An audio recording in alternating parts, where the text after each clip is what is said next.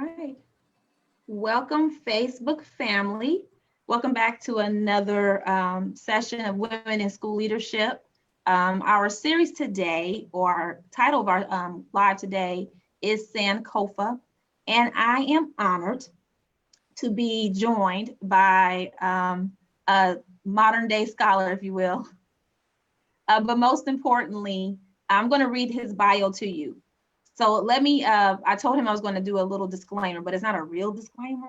It's more like if this is not, if you don't want to hear realness, if you don't want to have a courageous conversation, this might not be the live for you.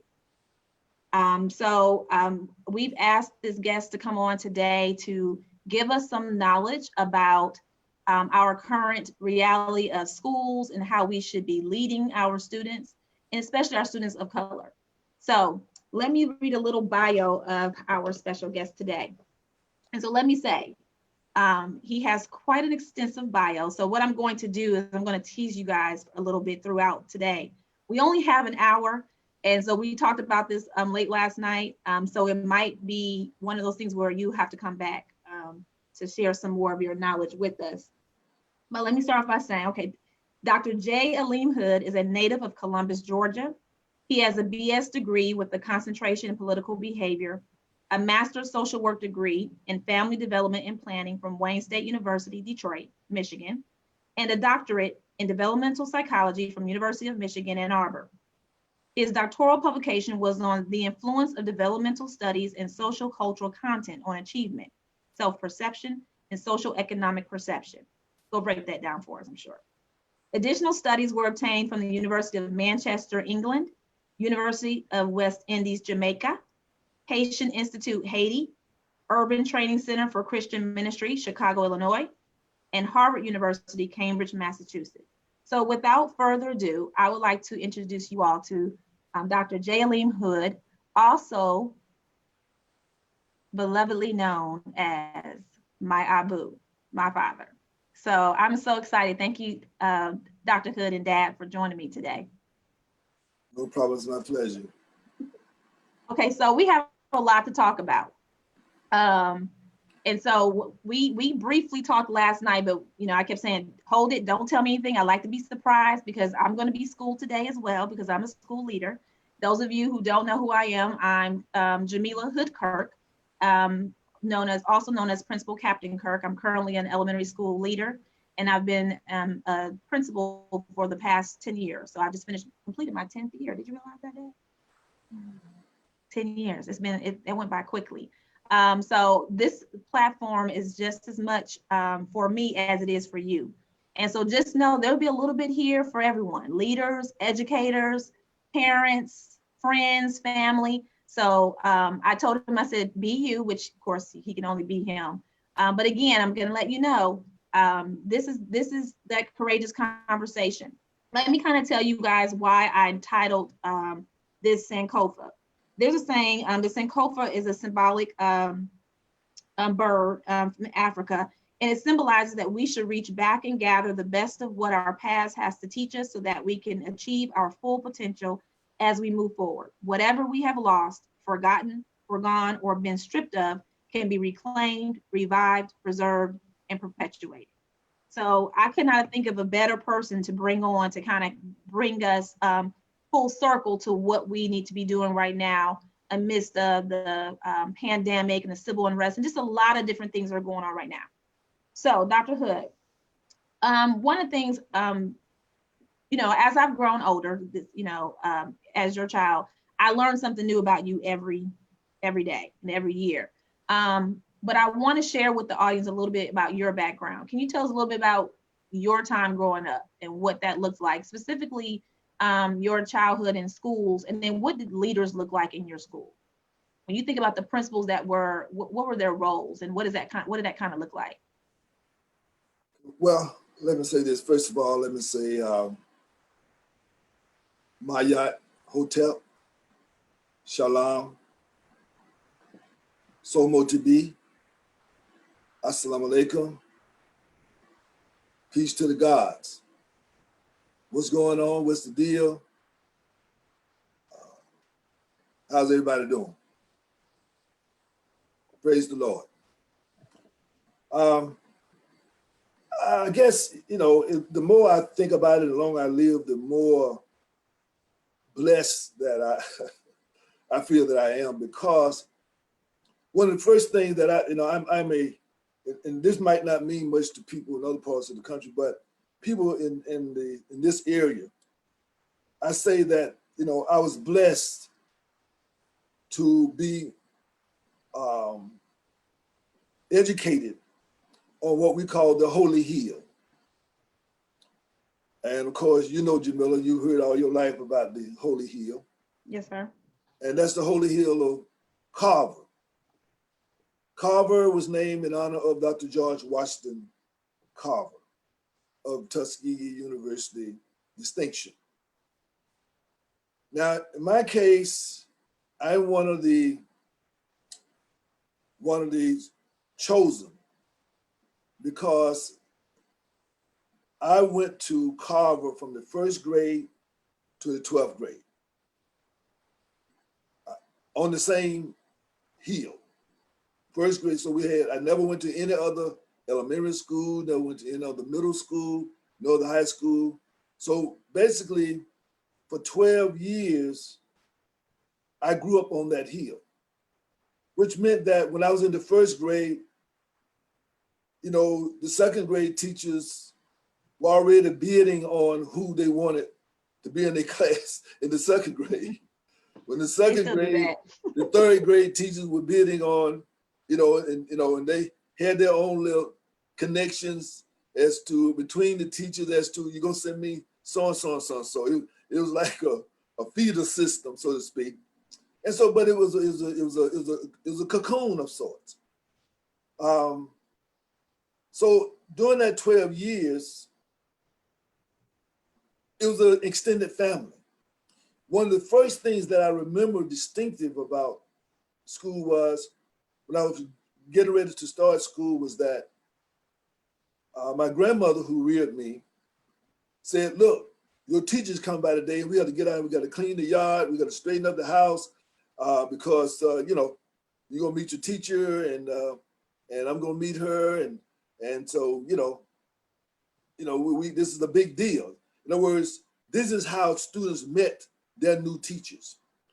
Right. So eventually, we had a certain time, and that teacher rode up to our home, walked into the yard, and of course, we were all introduced, and the teacher began to explain how happy she was to have me in her class, and that what we were expected to do, and how excited we were going to be with meeting all our other classmates. And then they had a conversation while I was overhearing, where my grandmother affirmed to her, well, you just let me know whatever you need, and if you have any problem whatsoever, just let me know, and I'll take care of them. And so I'm looking, and she smiled, the teacher smiled and said, yes, ma'am, I sure will, but I'm sure I won't have any problems. But I certainly will. In other words, that was the beginning of my education experience. And for every year of my elementary life, that's before school, that week or so before school, that teacher would come around to everyone's home, would visit everyone's home, meet their parents in the front yard, or depending on what is a rule, and had that conversation, basically with the parent, letting them know, hey, this is who I am, and I'm basically the parent when they're not with you, and of course, in other words, building the team. So I understood very early on that there was a partnership between the home and the school. Now, fast forward into my education, I remember studying one of our great educators, Dr. Cone, and I remember him saying that to make a successful student, there were 3 variables. One variable was parent involvement, that you cannot have a successful child in school, educationally, or in life without parent involvement. The next variable that I was taught was that teacher expectations. In other words, if the teacher looked at you with expectation, if the teacher looked at you with glee and with the notion that you can do this, not only that, but we're counting on you to do this. And the third variable was time on task. So let me fast forward a little bit, because today, one of the challenges that we have with the pandemic and the virtual school versus the in-school is that regardless, those three variables somehow in all of this drama, all of this confusion, there has to be parental involvement. There has to be a parental partnership between the home and the school. Right. In other words, the first contact today, and of course, I was the first professional social worker in my school system here when I came back, and I started the school social work program, which was the visiting teacher program when I returned. But because I was the first professional, then I began to build a school social work program where now I think there's like 8 or 9 school social workers. In the county? In Muscogee County, right. Okay. Now, so one of the things that we learned very early on was that there was a territorial dynamic going on today in today's school, whereby parents did not feel comfortable and teachers certainly were not comfortable. And many times the first contact that parents would have with the teacher was a note or a phone call about misbehavior. Right. So therefore, that is not a good place to start. Right. They don't really know the family. They don't know what the family lifestyle is. They have not been into the family environment, and the family don't know them, because at that time, going to a PTA meeting was like going to church. Like the people would dress up. Everyone in the neighborhood didn't have cars. So therefore there are certain people who would pick up other parents and they would dress up and get in the car and they would all go to the PTA meetings together. So therefore it was a packed house most time, because it was an occasion. It was not just a parent-teacher meeting, but it was a time for the parents and the teachers to come together, and really was the time for us to showcase what we had been learning, and to showcase how much appreciation the parents had for us, and for the parents to get exposed to the classroom environment, to meet other teachers, and also in many cases to meet teachers next year and the year after that, because they all wanted to let them know that I might get him, or I might get her, that type of thing. So you had a true sense of community within in those families. Exactly. And so you typically probably didn't have families that moved in and out a lot like we typically experience right now, because not at all. We have a lot of families that don't stay in our area, so sometimes it's hard to make those connections with them. Exactly. But I like what you said about the initial contact, though, which was going to the home and reaching out to them and introducing themselves, because it made a human connection, and then the pride in getting ready for it. I remember when I taught in Texas, I remember it was a culture that every beginning of the year, we got a roster of our students and we went to every home. We were buddied up with another teacher. We took whatever beginning of the year newsletters or paperwork and we went to the home. And I remember thinking my first year how the families, they dressed up, the house was clean, they were standing at the door, and these were, of course, a neighborhood, so we would park the car at the end of the street and just walk door to door. In other neighborhoods would be outside watching the teacher coming. Exactly. And they would wave. I mean, because I remember that, and I remember saying that is something, and I remember saying how grateful I was to be able to, because I got to learn a lot about my families prior to them coming into the school and where they lived. And then fast forward, when I became a principal, we didn't have, because the nature of how our students are situated in homes and apartments and so forth, that wasn't feasible, but I remember doing a bus tour where my thing was, well, at least let me put my teachers on a bus, because many of them have never seen where the students even lived. Exactly. And let's go through the stops and see where your students are coming from. Because I remember doing that even when I was in another district in Texas, and you go over the bridge, it was very different from where the schools was. You know, across the tracks, the homes were very different. But it was an eye opener, and I thought that was sometimes I think when we know where our students are coming from, we're a little more responsive, culturally responsive to their needs. Exactly. Now I would say this, kind of ironic, Miss Captain Hood Kirk, that recently with the pandemic, the only times that this, for some school systems, had teachers going, waving at the children, going to their neighborhoods and waving at the children from their cars. You know, that was some schools did this. Yeah. And it's kind of running because this was a new norm, but under normal circumstances, that wouldn't have taken place. That's you true. So I'm saying is that you got to hold on to that idea, right? That came out of this crisis, because that was something that showed us that we needed this connection, we needed this humanity, but because we've gotten caught up into the rigors of the school system,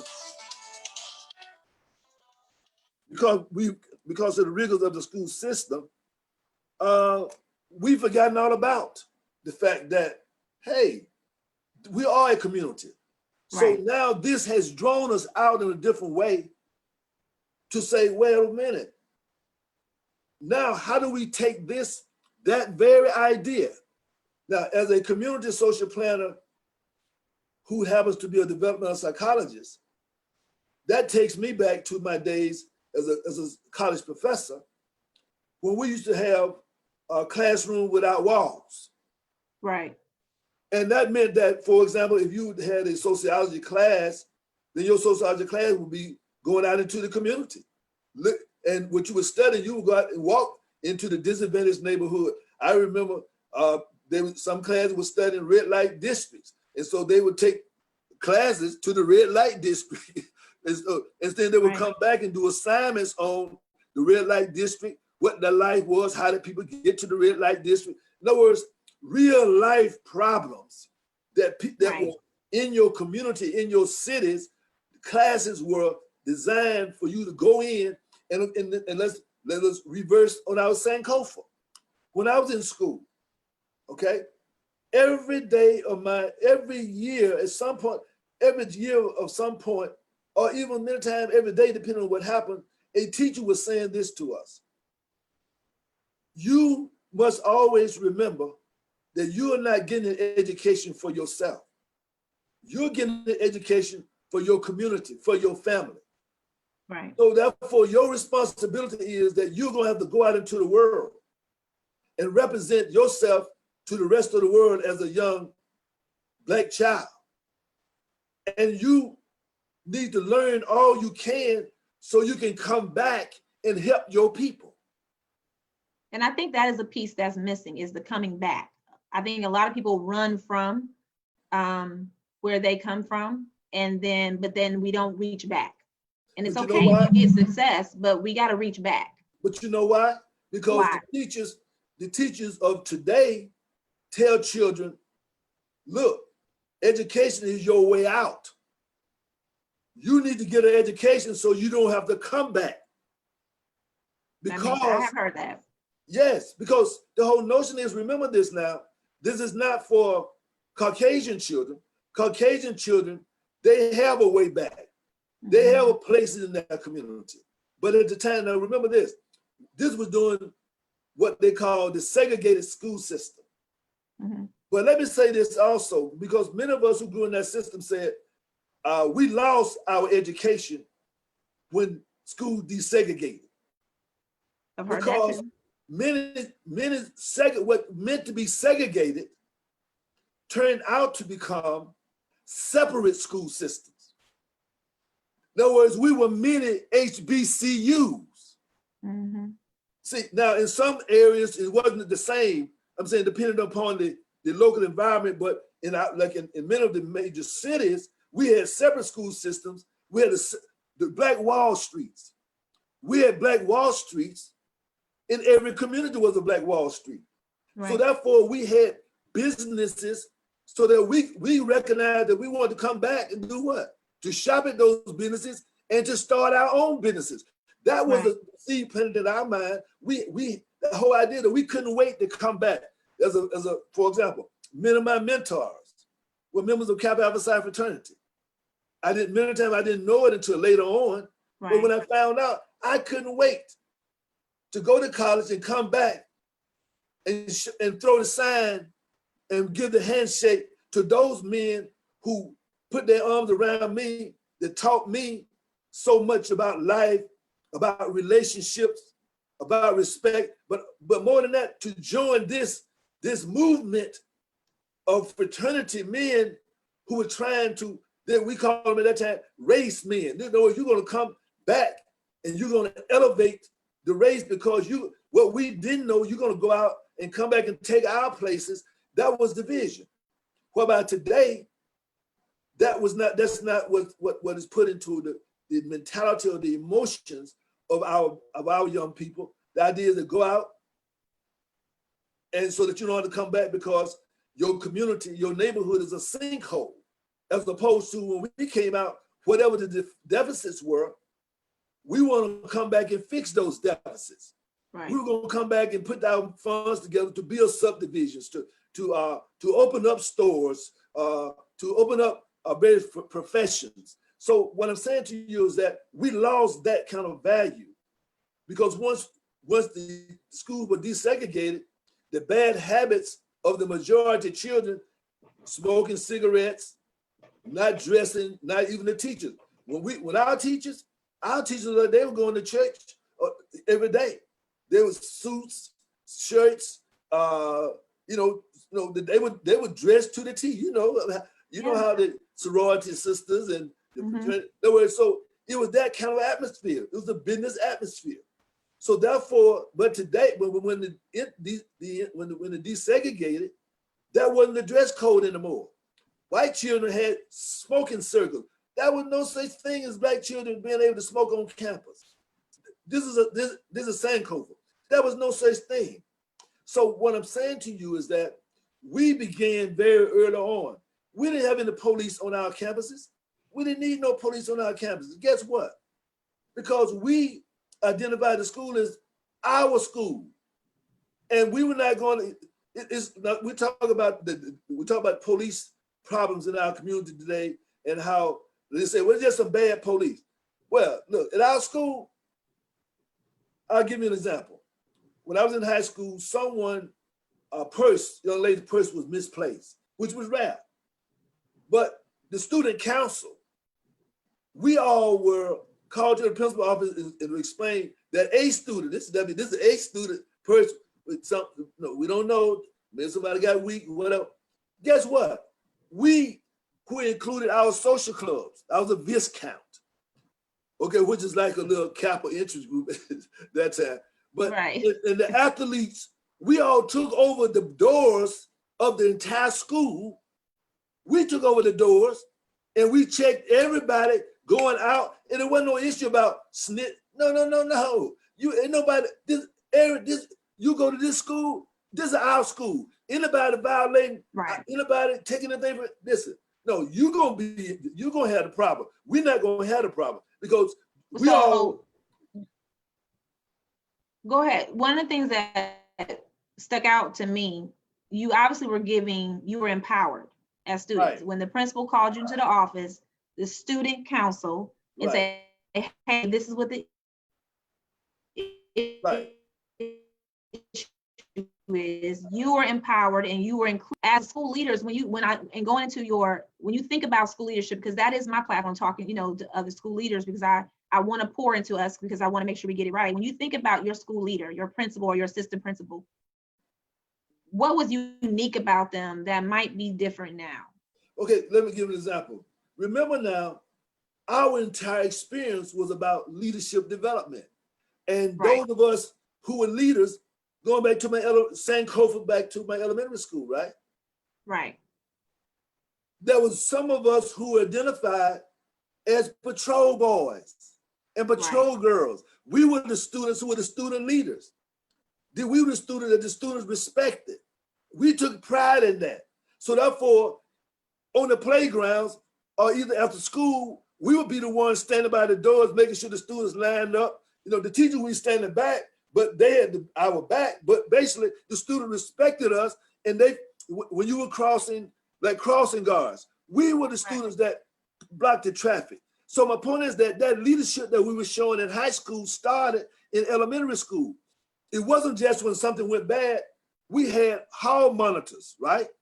Right. In other words, if you were in a classroom and you had to go to the bathroom, okay, then you had hall monitors to make sure that you were going to the bathroom, you were going to be walking all over school. Guess who the hall monitors were? They were, they were us, the students, the Viscounts, the athletes who also, in other words, it was the student leaders. So we sitting there and say, where your pants at? Well, you know me. No, you better go back and get your pants. We running this, okay? Right. In other words, it was like that. We didn't need no police. We were the police. Right.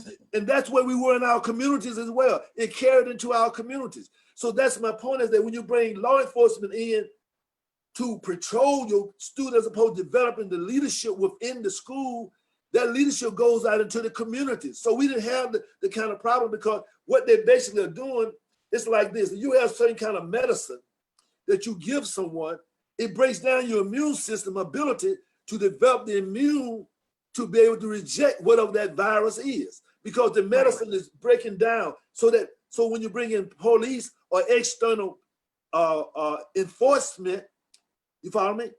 Then you have basically broken down the authority of the school. So therefore, once desegregation took place, we started losing control of our neighborhoods and our communities, because we lost our PTA meetings. Because guess what? How was my parent, who was a domestic worker, right? Right. And most of the parents were blue collar. And you had some children whose parents were in the military, or might have been a pastor's child, or one of the business owners. But by and large, blue collar. Okay, so what do we look like? What do my parents look like going to a PTA meeting with the same children that she worked with in their house and their mamas, or going to a teacher in that school who and complaining about how they treated me, or some problem, when these are the same people that might be friends to the people that my mama worked for. So therefore, Black people stopped going to PTA meetings because the white teachers were there. The white teacher was like the police. So therefore, that began over generation. That began to get them very upset and becoming adversarial in the school, because now what was our school now, it belonged to the white teachers and the white principals. Now they control the school, so now I can't advocate for my child. Now my child, don't feel respect for me because I can't go there. And what about before, the teachers were there, now the Black teachers who would, at the time, we wouldn't have that problem anyway. But now when the white teachers come in, the Black teachers felt like they had to appease, for their job purposes, they had to appease the white teachers and white principals and white administration in order to keep their job. So they spent more time kowtowing to the white children rather than the Black children. And so many times they were scoring the Black children because of their behavior, because because the Black children were making who? Making them look bad. So therefore that developed an antagonistic relationship between Black teachers and Black students, because they saw where the Black teachers showing more favoritism to the white children and the white teachers. So there lies your school system today. Now, and I've heard some, I've heard that. Even though the complexion might have changed, but the culture of the alienation still remains. So it become a class dynamic now, whereby before it wasn't a class dynamic. And that still holds true, because I've especially since being on social media and listening to other educators of color, that is a resounding cry or theme that I'm hearing about that. Just the other day, I was listening to a live, and a young lady was talking about how she kind of pulled back because of the backlash, if you will, or the pressure she was receiving from her white counterparts, because she's a minority in her school. And so we were on there encourage her not to do that. Without struggle there is no progress. So we were really encouraging her to stay true to who she was, because it was bigger than who she was. And so I think that's often. So let me go into one thing, because you talked about community. I have a question for you. I have a couple questions. Those of you who are joining me, I'm Principal Captain Kirk, and I'm joined live with Dr. J. Aleem Hud. I've already shared a little bit of his bio, another part of his bio, because I told you all was shared throughout some of his work. Dr. Hood holds professional certifications as a clinical social worker and anger management and domestic violence consultant.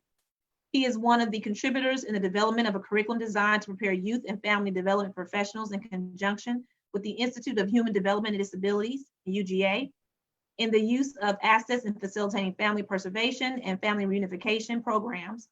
He also has directed the Fatherhood Initiative, Access and Visitation Program, Southwest Georgia for the Department of Corrections. Dr. Hood has instituted the Crisis Anger Management and Mentoring Program for the Columbus Juvenile Drug Court. Dr. Hood has developed a Family Development Institute to train foster and adoptive and at-risk parents in preparing teens for independent living, and works with Head Start fatherhood programs for the past 15 years around the nation.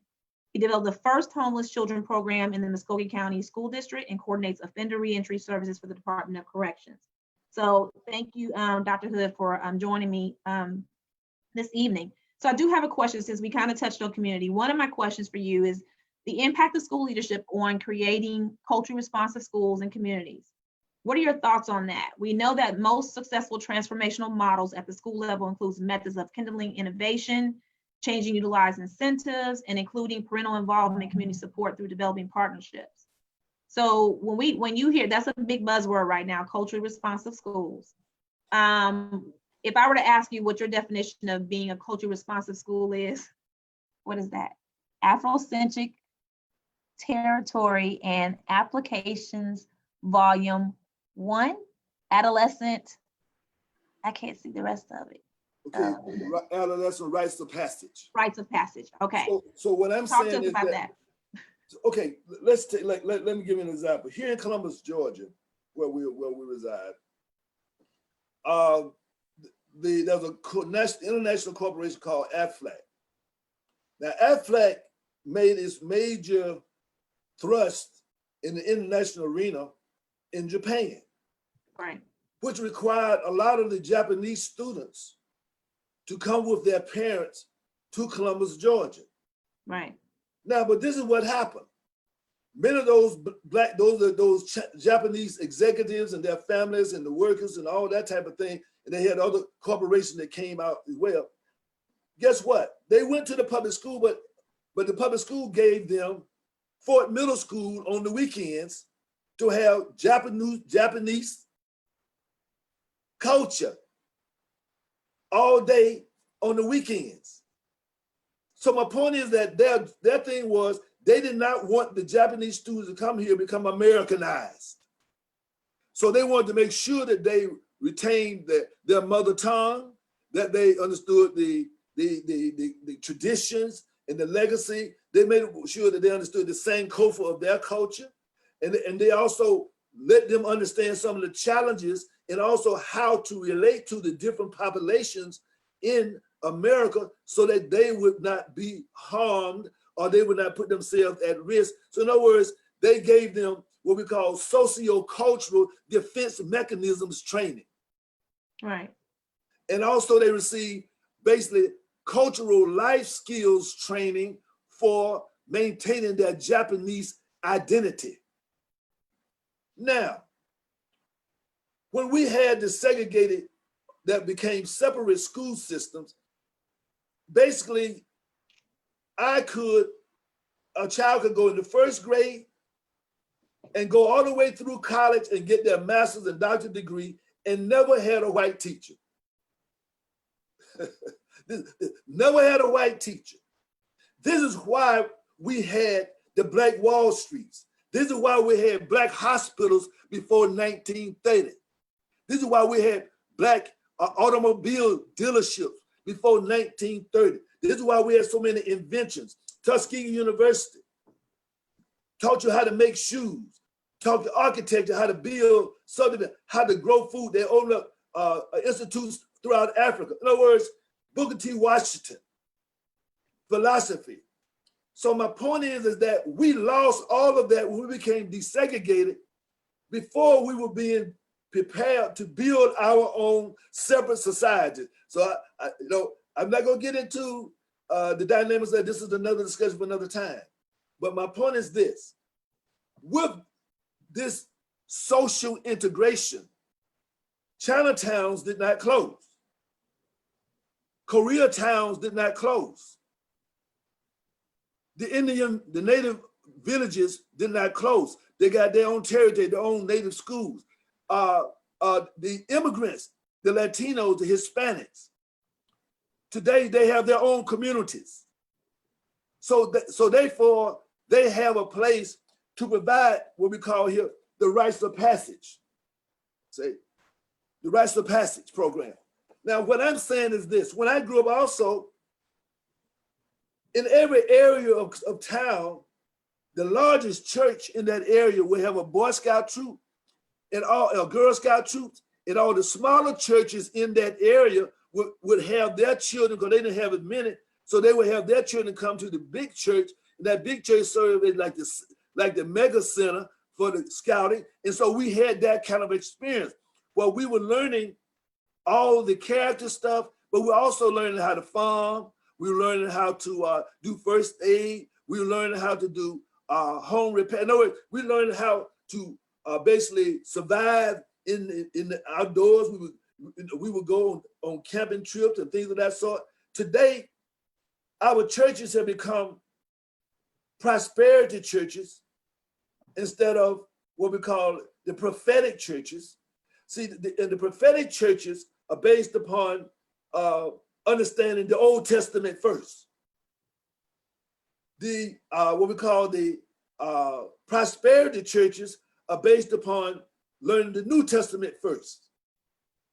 The prophetic tradition was Moses, let my people go, okay, out of harm's way. Let us build our own people. The prosperity teachings, tradition, I'm not saying that they got it right, but the traditions were, oh, we just all get along, and not only that, no, we need to be integrated. Now, Booker T. Washington said we should be, when it comes to things social, we should be like the fingers. But when it comes to things economic, we should be like the fist. We were that way until the Black Wall Streets were, I call it, that was gentrification before there was gentrification. Right. There were attacks on the economic viability of communities so that they would be totally dependent upon one economy, as opposed to we shared an economy that we contributed to and we also partook of. So me as a school leader, or any school leader that's out there right now, or any communities that are near schools or just in the vicinity of schools, what would be your two takeaways, your two recommendations, and how we bridge that between the schools? So for example, in my community where my school is, there's been an intentional effort to connect with the city's ministry association. So we've met with them, their monthly meetings. They invite us to our meetings. They've partnered with us where they provide snacks on the weekends for our students, offer tutorial services, things of that nature. But I know that not all, organizations are like that, but they were intentional, and our district was intentional about it, because it really was a partnership that started with just those schools in my particular area, which is the Forest Park area, for example. Right. That was powerful. And I remember going back, because I know how we were raised and the importance of building community. That was something that was really important to us. And we didn't take for granted those principals who are from that, who have schools in those areas. Right. Today, the scouting program is not attracted to children of African descent. There's not a history, there's not a tradition of scouting. What we have to do is that we have to introduce rites of passage. That's where we get into the Kwanzaa 365 training. All teachers who are going to work within the African-American community with African-American children. Now, that's not to say that all of these don't work well with other people, but my point of it is that Black educators, they don't understand rites of passage. So everything I'm talking about today is really about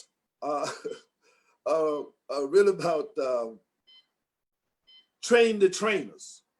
In other words, the Black educators are going to have to come to a point where they actually embrace the culture and they live the culture and they then share this culture with the students so the other children will learn about our culture, but our students will be embracing and understanding their culture, because already we learn about other people, but we don't know much about our own culture.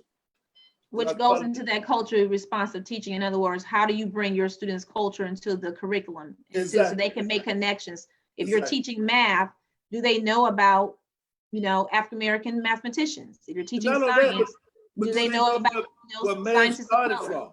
Do they know where the history of math? Mathematics started in Africa. Right. So they need to know that when we talk about the alphabets, those are, we call Arabic letters. They need to know that's the African language. So in other words, they need to connect these things up to build a self-esteem, because what has happened in our community is that we have been basically culturally deprived, and we have developed what we call basically what I call a parasitic culture, whereby we have basically failed our children as educators, because we have not fought for them to have the right to have an education that reinforces their self-esteem and their self-concept. We've kind of set that to the side as if that's something that not that important. And so as a result of that, we have had a breakdown in our community, in our ability to survive the calamities of white supremacy as we know it today. So the long and short of it is this: every school should have a rites of passage program that's called From Boy to Manhood, From Girl to Womanhood. Every school should show segments. When a child goes, every year the child should learn at least one of the segments or roots. In other words, no child should get through our school system that have not seen the whole Roots series. And now some of them, maybe you show at the elementary level, some you might show at the middle school level, some you might show at the high school level. But Roots should be across, Roots should be across the board, and assignments should be done on what the issues were, how those things could be changed. Okay. Those conditions that we find ourselves living up under. Okay. All right, so it's 7:45, so I want to get through a couple more questions for you. Well, you covered a couple of them already. Let's kind of touch on, well, first of all, let me remind our audience that we're joined by Dr. Aleem Hud. Dr. Aleem Hud is the founder and CEO of Project Rebound Incorporated, Inc., PRI, Human Development Institute. Dr. Hood has been recognized nationally for his work with his Bully Buster program. His curriculum, Learning, Living, and Loving, a social and life skills curriculum, has been recognized widely for its effectiveness in preparing youth for emancipation from the foster care system and with youth who have been discharged from the juvenile justice system and gang violence. Dr. Aleem Hud has been mentored by some of the world scholars and world cultures, among them Dr. John Henry Clark, Dr. Joseph Ben Johanna, okay, and Dr. Ali Mazrui. Dr. Hood is a sought-after speaker and educator on African world religions and philosophy, international domestic affairs, family violence prevention, and youth development and criminal justice reentry issues. And you are watching Principal Captain Kirk live today. So I have a question for you, Dr. Hood, who's also, those of you who haven't made the connection, he is my dad as well. Does the current civil unrest adversely affect student achievement and attendance? And how can school leaders protect students and teachers from this adverse effect? Okay, but by the way, let me just say this also, Dr. C.T. Vivian, who just passed. Yes. He's one of my personal long-term mentors. And if anyone does not know him, Google him, listen to him, and you will hear his spirit in me as well if you listen to the Reverend C.T. Vivian. Because he passed around the same time as John Lewis. John Lewis, yes, John Lewis. Right. But there wasn't a lot of talk about it. Right. And so I posted something on Instagram about both of them, and I remember you speaking about him. Right. So I did post something on there about him. Reverend C.T. Vivian was more of a scholar and an activist, where John Lewis had become more of a politician. So therefore, if you listen to Reverend C.T. Vivian, matter of fact, there's a book that I'm going to show you. They did a lot of work together. Exactly. There's a book that the last time I talked to him, there's a book that I want to show you that he advised me to read. And you told me to bring some books today, so that's why I have some books. I did, yes. Yes, I did. So I asked you to bring some books, some suggested books that you think we should, Tribes. I think you read this book. I think. Yes. Yeah. Yes, I have. But C.T. Vivian was the one that told me to read this book, Tribes. And write that down and put that in our chat box on Facebook so everyone can remember Tribes. And of course, we do have a bookstore if they need us to order them for them, and then we can work that out for them. But you were asking about what should be doing during this time of COVID, right? Is that pretty much? Yes, sir. Okay. First of all, and the civil unrest, the COVID and civil unrest. Okay. See, what has to happen now is this. This is a time for major change. But the problem is, and we have to understand this problem, too many of us have become intoxicated by this world, okay? They become intoxicated by this world. Right. And so as a result of that, that's why I'm trying to say now that the teachers, let them give me a quick example. In China, in Cuba, when they had that revolution, do you know what they did in order to change the culture of China and of Cuba? No, what? What they did was they sent the parents to detox centers. All the parents had to be sent to be detoxed of the society and of the values that had preceded them. And that's why because what happened is that we have too many of our people who really can't understand that this day and time, our president has told the states, you all are on your own. The states have told the cities, basically, you all are on your own. Right. And the cities have basically told the communities and the families, y'all on your own about getting your children educated. Right. But what are we doing? This is our time now for us to be elevated.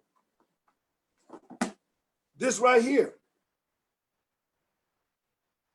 Black studies. To Black studies. And you can do Black studies in science, astronomy, because remember, that our children need to know they are the ones that are going to have to prevent the next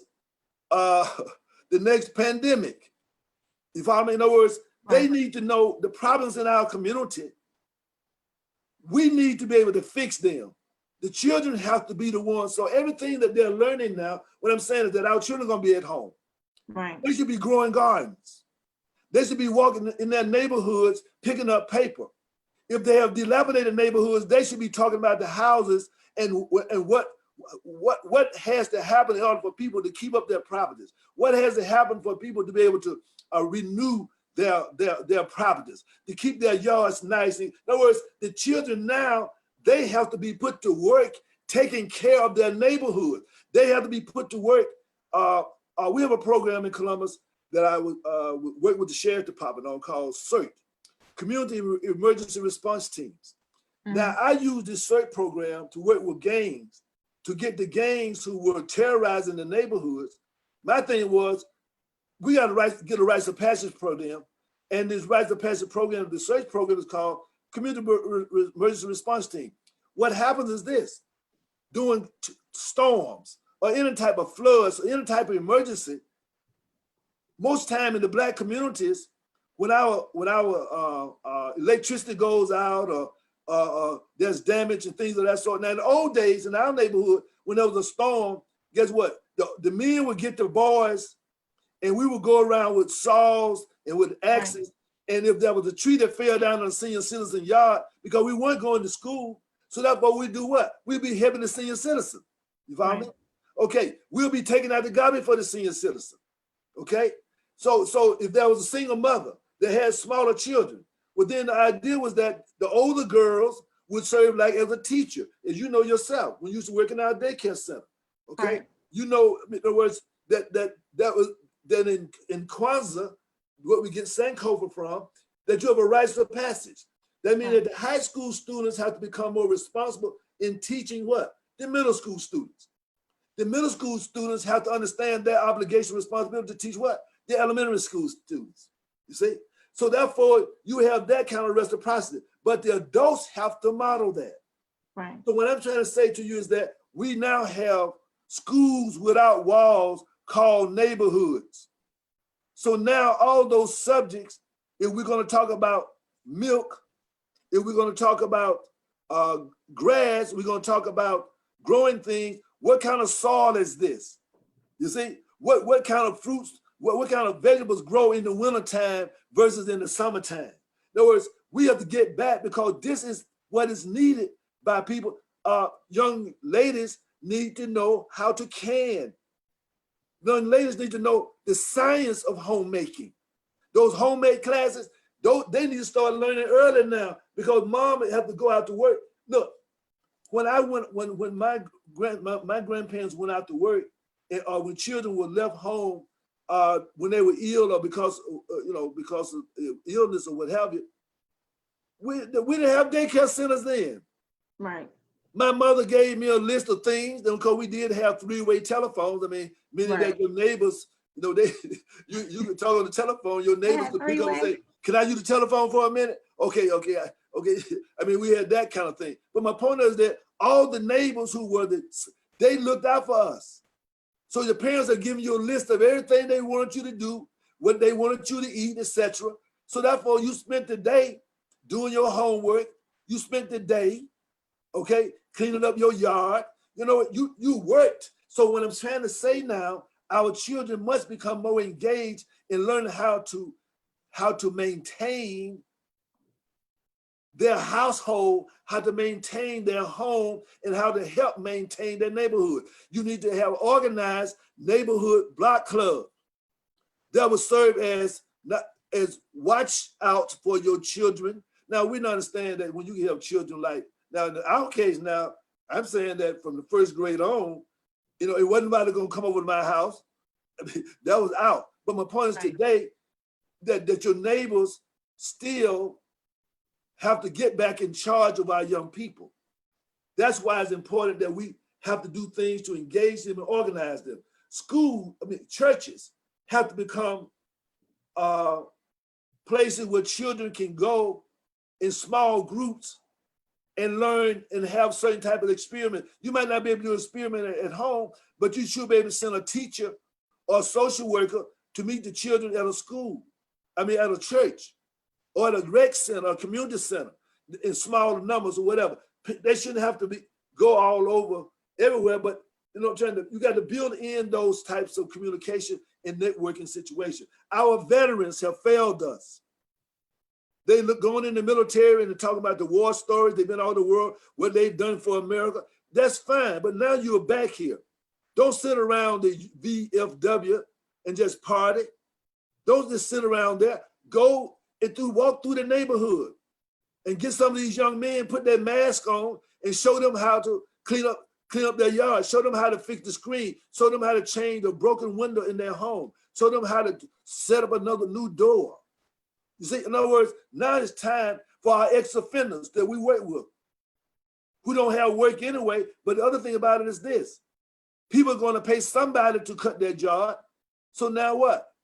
I raised my money as a child by cutting yards. Right. Now, of course, there were white people yards because black folk didn't have no yard, no lawn. We had yards where you had to cut down stuff. But my point of it is that the key thing was that we were learning entrepreneurship. We were learning how to maintain the household. Look, as a child, I learned how to go out and find wood, chop wood, because we weren't going to eat unless we had wood for the stove and wood for our fireplace. Right. When the old people wanted to go fishing, we helped them dig baits, and we would go with them to carry their poles and buckets. In other words, right. we have to come together as a community now. Community. And the teachers have to become consultants to communities and neighborhoods. And our social work is a very critical part of that. Okay, so we have a few minutes left. I have two more areas that I want you to address real quick, if you can. The first one is many schools, if they have not already done so, they're opening within the coming, couple of weeks or so. Right.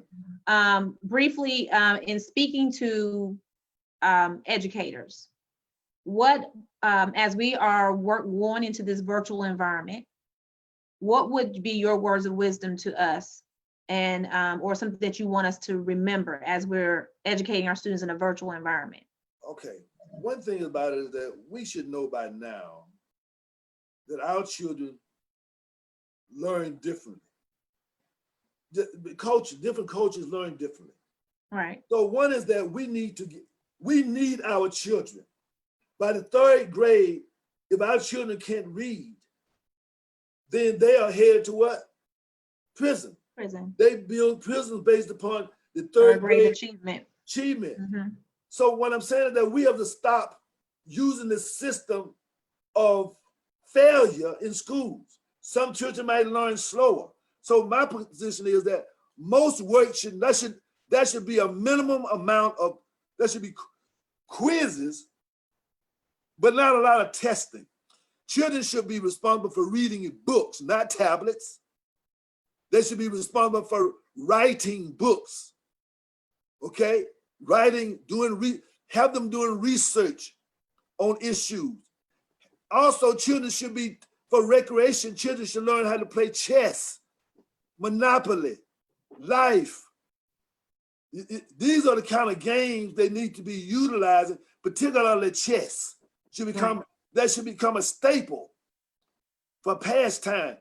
They should be inventing games on the computers, if they're into computers, inventing games that would help them build their community, help them stop crime, not Grand Theft Auto, showing them how to do crime. No, teaching them how to build a house. That should be what they should be learning. These kinds of games should be designed to show them how to stop domestic violence, how to not to have teen dating violence. These should be the assignments. All the problems plaguing us, they should be asking the questions, why do people are getting gangs, and make that a sociology and a psychology subject. They should be looking at world history and ask themselves the question, 2,000 years ago, what were Black people doing? What were Chinese doing? What were Europeans doing? You see, what was Latinos doing 2,000 years ago? And compare what each of them were doing. Which people learned what from each other. But you got to get equal standing to them all. Do you understand? But they need to understand that's what they are. I used to do this in my classes, my Black Studies classes.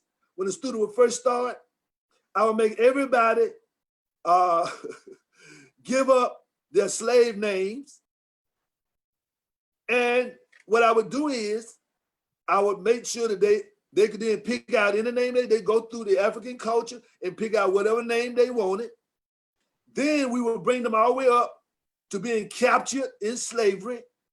Then we would show them the experience getting on the boat and putting them down, experiences, so they get a sense of what it meant to have a real mask on your mouth where you couldn't eat anything. Then when they got here, we would show them what an auction block felt like. And then we would take away their African names and call them Toby. So that's what we have to be doing now.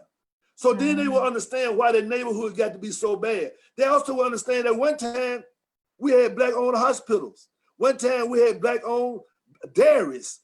We had Black-owned Hodge Farm. We had black-owned automobiles. In other words, they were learning what we had and how we lost them. Because if they only know that what we have lost, they don't know how we lost them, and that we never had them, then how are they going to feel about, they're going to be imitating everybody else until they understand that everybody else is imitating. When they pick up a dollar, that the back of the dollar was in Africa. That pyramid is in Africa. Then everything, many of the things that they learned, and what the Prince of Slaves, I think you remember seeing that movie, The Prince of Slaves. Yeah. No, we need to pick out those movies, Sounder. You see?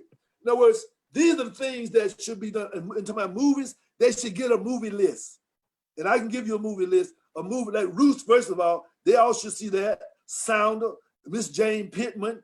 You follow me? You know, in any book, a book studies on social justice, any books that can be done even in elementary school, and let the students be problem solvers. Read the book, Roots. Yeah, read the books. Yeah. Read the books, read the book. Then there's another book that of an African that many people might recognize. Oh, yeah. Aesop's Illustrated Fables. You should remember that. I do. Now, this right here should be the character education book. That's the book we used to, or I don't know the exact book, but we used to have to read that to each other. Exactly. And you read this for bedtime stories for you all. I did. So what I'm saying is that this is the time, but guess what? You can't do that.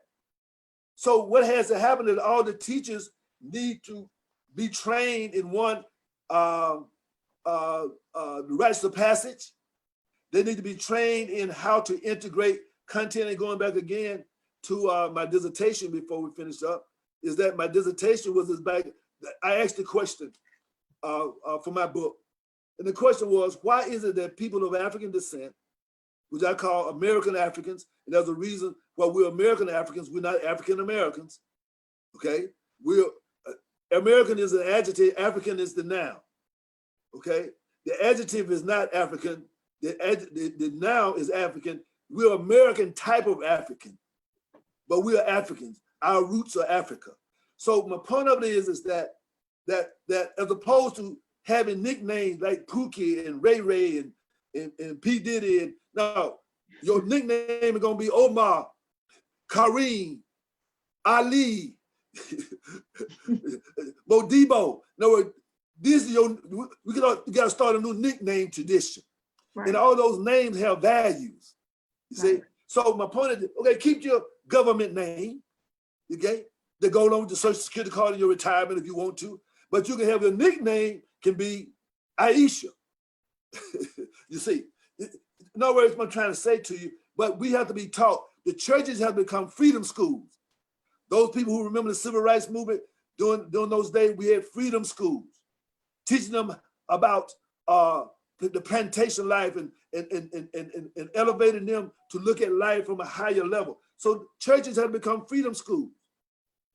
Churches in the neighborhood have become respite places. In other words, we can't afford for the children, because remember, at the end of the day, let me say this, Jamila, the primary reason for education is to help prepare people to be better human beings. Right. You can't do that if people are not able to socialize. And the other thing about it is that, remember what I said in the beginning, parent involvement. Mm-hmm. Everything you can do, the parent got to be involved, but they have to be educated today on how to do it. Teacher expectations. Teachers got to believe that our children can control themselves without the police. Right. Put mentors instead of police in the schools. And the last thing is time on task. It incenses me that our children have so long not had any homework. Children say, no, these children should be doing research all day long, not on the tablet, doing research, going to the library. Bookmobiles should be rolling through the neighborhood. Add more bookmobiles, you see? Or either have people in the neighborhood who would take books to various communities where children can get. My point is this. We have to be about teaching our children how to manage, and build community life with masks on for the time being. You have a lot of to comments. understand that we have to control our communities, and we got all the time to do it now. So those people who are retired or don't have jobs, they should pitch in to help out, making sure that the blocks are clear, that children are doing what they're supposed to do, but our children need to be engaged in meaningful activities, not testing, but research, writing, reading books. You got some comments in here, Abu. Okay. You have Denise Cambridge says, I feel that school compliance and checklists do not leave time for this teaching in the classroom. And some children don't experience this type of teaching until college. You have Miss Demina Rogers says, I need to speak to Baba about rites of passage for males. Yes, you do, Miss Rogers. People else need it too. Overseer McKee, yes, exactly. Socialize, parent involvement, mentors instead of police officers. Reading and research, bookmobiles. We have to learn. Rashana Radian says we have to learn to manage and build community life with mask on. Denise Cambridge, without competition, there's enough work for everyone. That is so true, Denise. And Rochelle Harris says, yes, meaningful engagement. And that is key. And that's something that we've really been pushing, is that engagement piece, because going virtual, if we don't engage our students and we don't make the content relevant to them, then we're going to lose them virtually. It's already inequitable. You know, we have students who have devices, who don't have devices, and so forth. So we have to be very intentional about the content that we're providing to our students and making sure that everybody can have a book though. You don't need no Wi-Fi. Exactly, that is true. And then I really like the idea of the bookmobiles.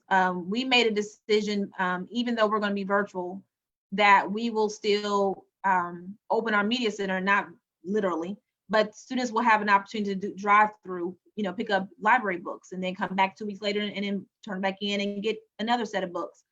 Because we wanted to make sure that students have books in their hands. We already are limited, and we know that students don't have books necessarily in their home, or as many as I may have for my own children. So we want to make sure that students have books in their home. So that is key. And making sure that we have a balance. That's the main thing. It can't be all about the tablet and the computer. We know what screen time does for students, so we have to make sure that we have, you know, actual books for students to read. Chess, Scrabble, make it a competition.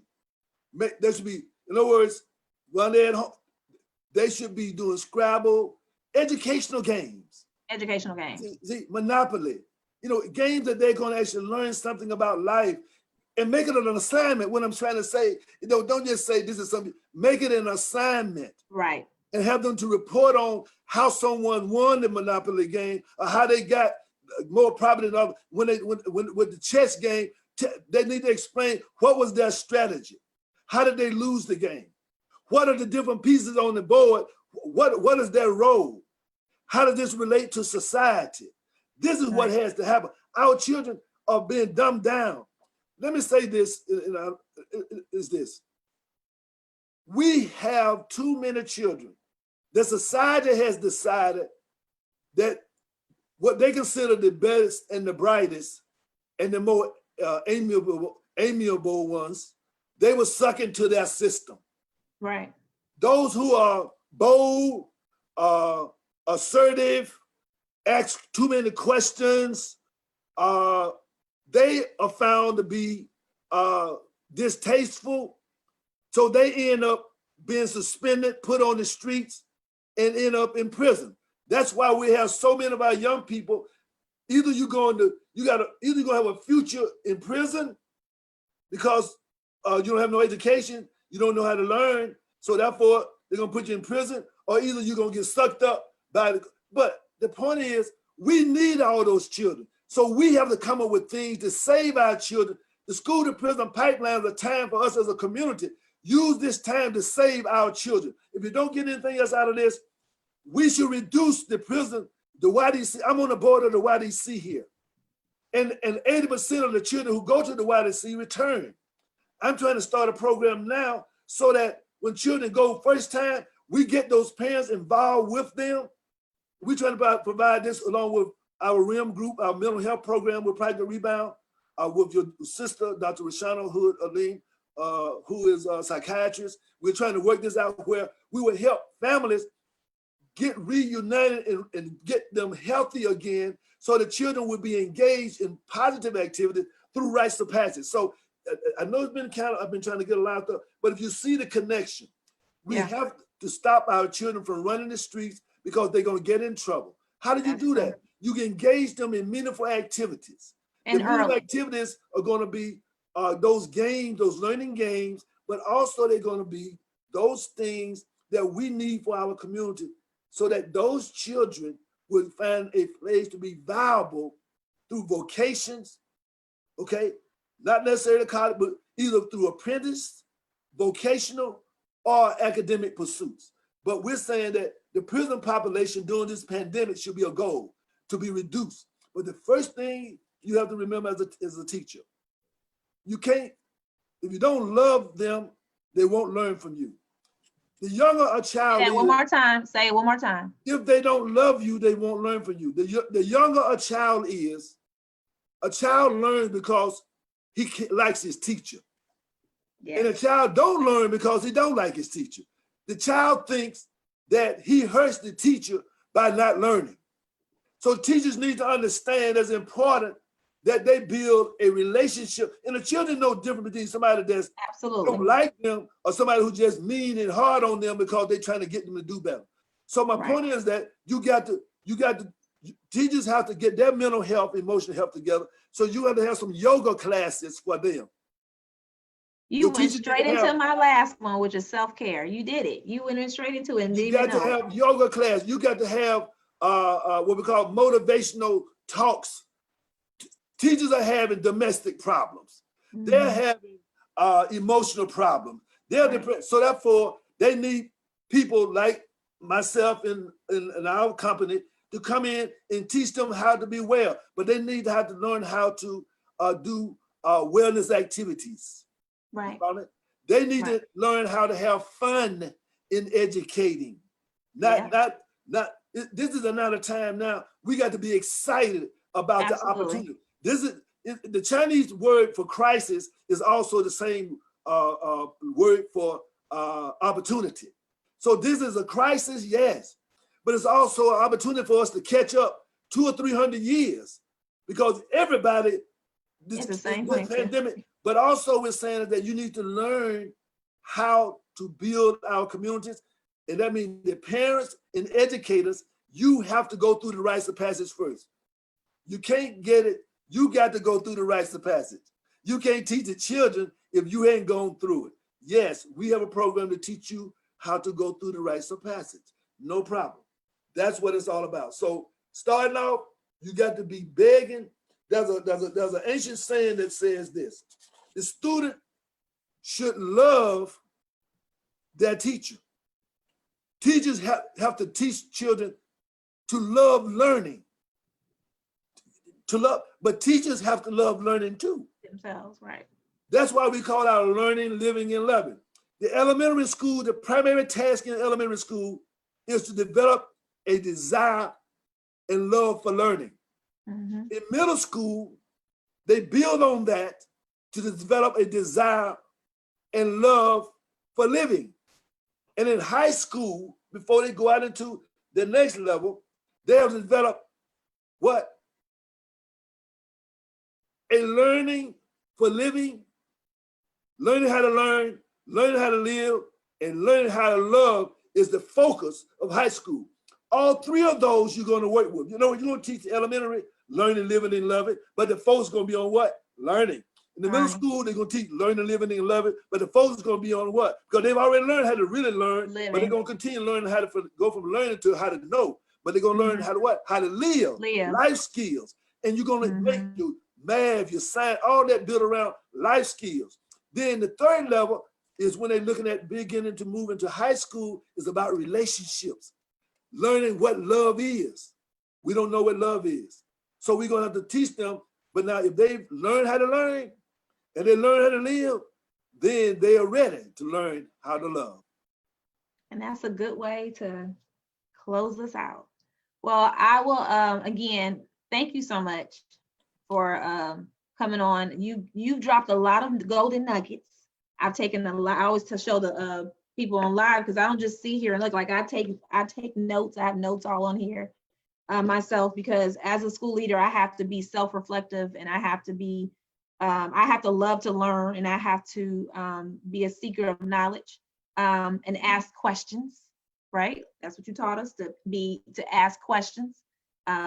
So you want to. That's what it's about. So if you are a school leader, if you are an educator, even if you're a parent, because at this point, parents, you're educators as well, because you're going to be at home with your students. So Parents this as teachers. is, That's a program. Parents as teachers. yeah. So we're all educators at this point. So this information that was provided to us today, we had a lot of takeaways that we can take. So I hope that you all enjoyed this live. I certainly did. As always, I enjoy talking to you, Dad. Thank you for being being one of my biggest supporters. Thank you, Mom. I know she took care of that little beeping sound for you. I know my mama. But thank you again for coming on here, and I'm sure we'll have you back. I know we'll have you back, because we got to do a part 2. We'll get school started, and we'll be able to share with you what's going on. But I do appreciate you coming on with me. You have any last thing? Well, the one thing that read anything, read Miseducation of the Negro, read Stolen Legacy, read the Willie Lynch syndrome, read Black students and middle class teachers, Black students and middle class teachers. Type that in the chat for me on Facebook. There's also a book called Kindergarten to 12th Grade Can Equal 13 Years a Slave. Oh, what's that one? Go over a little bit. Kindergarten to 12th grade can equal 13 years a slave. Oh, that's so that's one. And then anything by Dr. Amos Wilson, such as Developmental Psychology of Black Children. He also had one again. Amos Wilson, you got to read him. Booker T. Washington. You got Dr. John Henry Clark. Oh, there was another one in here. Overseer. Type it again, Overseer. I have to find it. Overseer, you had a book on here too. Type it again for me. It was by Dr. Martin Luther King. And now this is a book that everybody should read, by J.A. Rogers, From Superman to Man. Yes. I didn't finish that book, but I did start reading that book. So it's children can read it, adults can read it. It's written in a manner whereby anyone can really learn from it. Okay, that's the whole idea. Where do we go from here? That's what it was. Yeah. Where do we go here from here by Dr. Martin Luther King Jr. So if they don't love you, they won't learn from you. We need to be proactive, Charmaine Martin. We need to be proactive and give intervention and support to the communities and individuals who need them most. Absolutely. Rashana Radiant, a crisis, but an opportunity to catch up. This is Denise Cambridge. This crisis is an opportunity. Thank you, Dr. Hood, for the invitation this evening. Black students and middle class teachers. Okay, thank you. From Superman to Marie. Okay, so I hope you all got some of those titles. I'll go back and Dr. Hood will send them to me and I'll post them all at one time. I'll go that afterwards. Anything about Kung Fu. Okay. All right, Dr. Amos Wilson, author. Yep, kindergarten to 12th grade equals 13 years a slave. Thank you, Rashana Radiant. All right, well, that is all this evening. We went over a little bit, but it was worth it. So thank you. You got another one? There is one other book. Okay, let me see. Oh, Celebrate Kwanzaa. We have plenty of those around here. Yes. Kwanzaa 365. I keep telling you, you need to make that a shirt, Dad. Okay. Okay. All right. So you want to tell before we leave out, how can they contact you? They want to get in touch with you. Well, our website is www.projectreboundinc.org. On Facebook, you can follow me on Million More Movement Alumni Facebook private group. and J. Aleem Hud. Also, you can reach me there. And of course, you can call me, 706-221-4830. We welcome you. I mean, one of the things that we like to do is help build personal home libraries, and we also help build school libraries. We built school libraries for high school, daycares, middle schools, elementary schools. So we put together a book library for them that has basically the information that they need to have a truly Afrocentric experience for their children as well. Thank you, Rashana Radiant, for posting the link to the website in the box. And he's on Instagram, although he's not on there a lot. We're going to work on that for him. What shirt are you wearing? I'm going to talk about my shirt in a minute. What's on your shirt? Well, I don't know if you can see it really. Can you see that? It says, Million Family March. Million Oh yeah, Family 2009. Yeah, I remember that. Yeah. I remember when you all left for the Million Man March. Yes. That was a monumental moment. Right. No. And again, and let me say this, people, we have to change our lifestyle. There's no more playing games. We have to change our life. Just like we have to change our eating habits if we want to lose weight. We got to change our lifestyle if we want to lose the slave mentality and all that goes along with that. No, it's time for change. Time for change, absolutely. Right? And like it says in the Bible, when they were leaving Sodom and Gomorrah, don't look back, just move forward. Because if you look back, you might think you missed something, and then you turn into salt. Absolutely. Okay, and my shirt it says, you can't really see, it says Teach for the Culture. And this is Black-owned company. Teach for the Culture, you can catch their shirts on Instagram. If you just follow Teach for the Culture. Shauna Brown, she was also a guest speaker on one of my panels early on in the spring. So I've been supporting different Black-owned businesses. And so each live, I've been trying to wear a different shirt.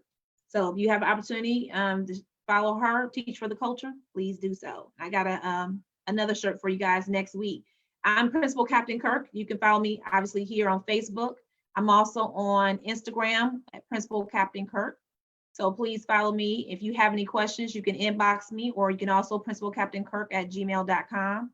And again, thank you all for coming tonight. I did have my water. That's right. I needed mine too. And if you want to use the water for fundraising, that's what it's there for. So yes, my alkaline spring water. But thank you all for coming tonight. You all get some rest, stay blessed, and join me next week. I have another wonderful live with Dr. Christopher Childs. So you don't want to miss that. I'll be posting about that soon. And we're going to be out. So thank you, Facebook.